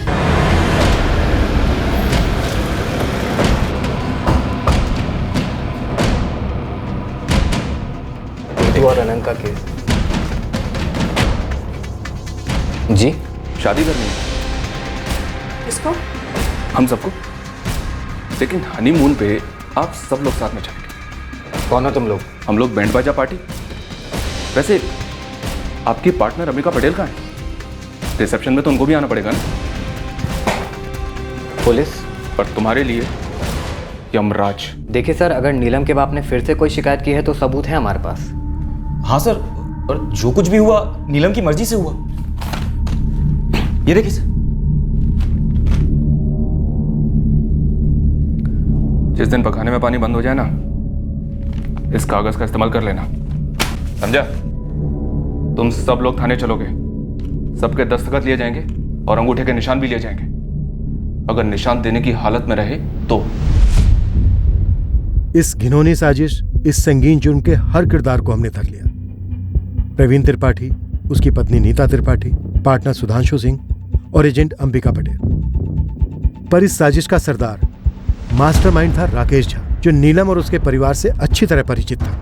उसने नीलम के गुस्से का फायदा उठाया और उसे अगवा कर लिया। वाराणसी की रहने वाली अंबिका पटेल ट्रैफिकर थी, जिसका राकेश झा के साथ अफेयर था, और उसके जरिए राकेश प्रवीण, नीता और सुधांशु से कांटेक्ट बना पाया था। इंस्पेक्टर साहब, हमने बड़े कायदे से लड़की को सही सलामत उसके घर तक पहुंचा दिया है। बहुत बहुत धन्यवाद प्रवीण जी। हम तो लड़की वाले हैं, हम भी कायदे से खूब खातिरदारी करके आपको अदालत पहुंचा देंगे। एक काम करते हैं सर, कम से कम 2 हफ्ते इनकी अरेस्टिंग दिखाते ही नहीं है, इनकी जम के खिलाई पिलाई करते हैं। नीलम ने भी तो पूरे 11 महीने इन लोगों की मेहमान नवाजी का लुत्फ उठाया। बनता तो है। सर एक मिनट, जो कुछ भी हम सच सच बता देंगे, और लड़की का ऐसा भी कुछ बिगड़ा नहीं है सर। राकेश ने अंबिका के जरिए नीलम को प्रवीण, नीता और सुधांशु को बेचा था। आगरा से हमने मयंक चौधरी को गिरफ्तार कर लिया। वो नीलम का पहला खरीदार था। 3 लाख में उसने नीलम को बतौर दुल्हन खरीदा। सुन प्रवीण, नहीं जम रही है यार। कल मैं लड़की को तेरे पास वापस लेके आ रहा हूँ। क्या हुआ मयंक, कुछ कर दिया क्या नीलम ने? घर का एक काम नहीं करती है। मेरी अम्मा उसे नहीं संभाल पा रही है। साली को प्यार से समझाया, बेल्ट से समझाया, सुनती नहीं है कमीनी। देख, नहीं चाहिए मुझे ऐसी बला। तू मेरे पैसे रेडी रखना, मैं आ रहा हूँ कल। वाह, अच्छा मजाक कर रहा है। 4 महीने जम के इस्तेमाल किया तूने उसे। अरे कौन सा पूरे 3 लाख रुपए मांग रहा हूँ यार, कम से कम 50% तो वापस दे दे। सब नाक में दम कर दिया था उसने साहब, तो हमें उसे वापस लेना ही पड़ा। मैं इनको पूरे 1.5 लाख लौटाने पड़े।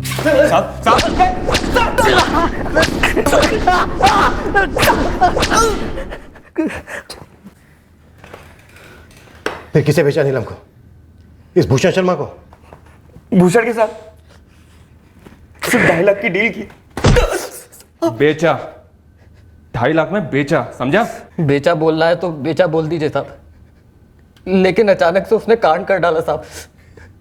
नीलम ने अपने बाप को फोन कर दिया। कह रही मेरे फोन से अपने बाप को फोन कर दिया? क्या? मैंने बोला था तुझे दवाई टाइम टू टाइम दे, थप्पड़ टाइम टू टाइम लगा, और फोन दूर रख उससे हर टाइम। अरे यार, सब कुछ वैसे हो रहा है, बस कल रात में अपना फोन लॉक करना भूल गया। सुन भाई, इसे वापस ले जा, मुझे इस मुसीबत में नहीं फंसना है। इंसान है, कोई चीज नहीं है कि दुकान पे जाके वापस लौटा दूं इसे।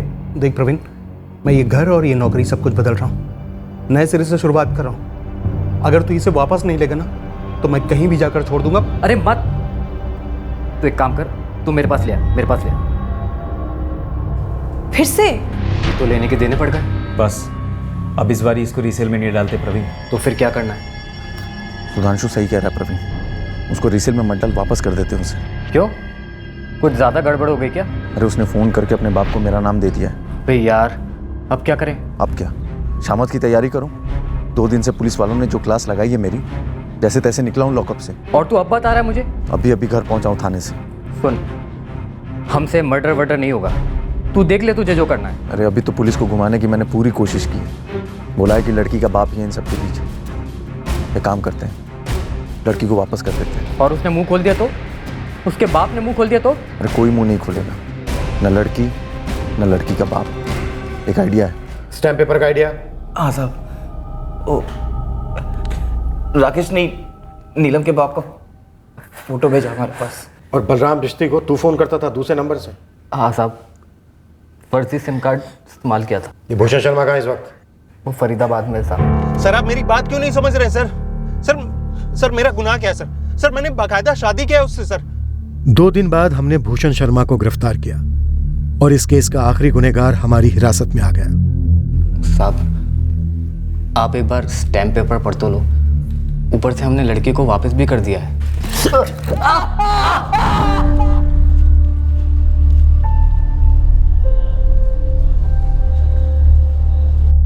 साहब मैं पटना में जॉब करता हूँ। वो सब तो ठीक है, पर अब क्यों आया? लक्ष्मण केवट का फोन आया था, जिसने कॉलेज में मेरी जगह ले ली है। बोला कि आप लोग ढूंढ रहे हैं। हाँ ढूंढ रहे थे, पर अब नहीं। तू जा सकता है। ए सुन, इधर आ। ये तो लड़कियों को अब भी घूरता है या कुछ सीख गया है? साहब मैं गलत इरादे से कभी किसी लड़की को नहीं देखता। ये आंखों की कमज़ोरी कह लीजिए या दिमाग की कमज़ोरी, और मैं कसम खा के कहता हूँ कि मैंने नीलम मैडम को गलत नज़र से नहीं देखा। बेकार में नौकरी गई, बदनामी हुई वो अलग से। आगे से ध्यान रखना। अभी जा। राकेश झा की इस हरकत से बिश्ती परिवार को बुरी तरह झटका लगा।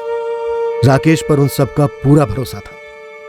नीलम का परिवार पूरी तरह उसके साथ है और उसे हर किस्म का सहारा दे रहा है ताकि वो इस हादसे को भुलाकर फिर से सामान्य जिंदगी बसर कर सके। नीलम ने फिर से अपनी नौकरी ज्वाइन कर ली है, इस दृढ़ इरादे से कि वह पीछे मुड़कर नहीं, सिर्फ आगे देखे।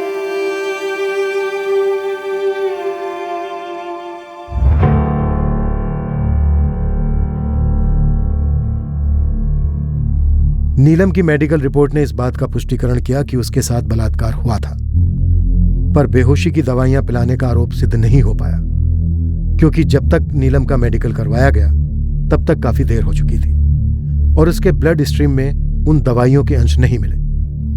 सारे आरोपियों में केवल नीता त्रिपाठी की जमानत हुई क्योंकि वो प्रेग्नेंट थी।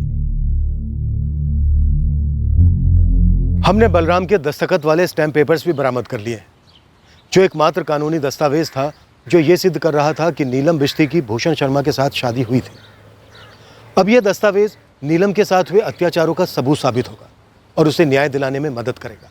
किसी पर भी आंखें मूंद कर भरोसा ना करें, फिर चाहे वो व्यक्ति कितनी भी अच्छी तरह परिचित क्यों ना हो। परिवार के किसी सदस्य पर भले जितना गुस्सा हो, पर इस भ्रम में कभी ना रहें कि कोई बाहर वाला आपके गुस्से को बेहतर समझेगा या आपके हालात सुधार पाएगा। नहीं, फैमिली फैमिली होती है। टीनेजर्स, युवाओं, आपकी उम्र ऐसी है जब गुस्सा ज्वालामुखी की तरह उमड़ता है और घर से भाग जाने का ख्याल आए दिन आता है, पर उस ख्याल को ख्याल तक ही सीमित रखें, उसे अमल में लाने का प्रयास बिल्कुल ना करें।